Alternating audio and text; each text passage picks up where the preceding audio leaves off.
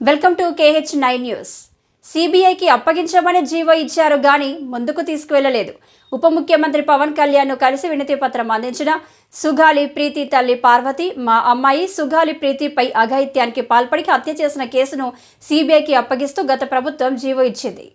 మంగళవారం సాయంత్రం మంగళగిరిలో పవన్ కళ్యాణ్ తన కుటుంబంతో కలిసి వినతి పత్రం ఇచ్చి ఆవేదన వ్యక్తం చేశారు. తమ బిడ్డ జరిగిన అన్యాయం మరే ఆడబిడ్డకు జరగకుండా చూడాలని కోరారు. సిబిఐ దర్యాప్తు ప్రారంభించేలా చర్యలు తీసుకోవాలని ఎన్నోసార్లు విజ్ఞప్తి చేసినా స్పందన రాలేదన్నారు. ఈ కేసు విషయంలో తమకు న్యాయం చేయాలని కోరారు. ఉప ముఖ్యమంత్రి వర్యులు పవన్ కళ్యాణ్ స్పందిస్తూ సుగాలి ప్రీతి కేసు విషయంలో ఆమె తల్లి పార్వతి పోరాడుతూనే ఉన్నారని, ఈ విషయంపై పోలీస్ అధికారులతో మాట్లాడతానని తెలిపారు.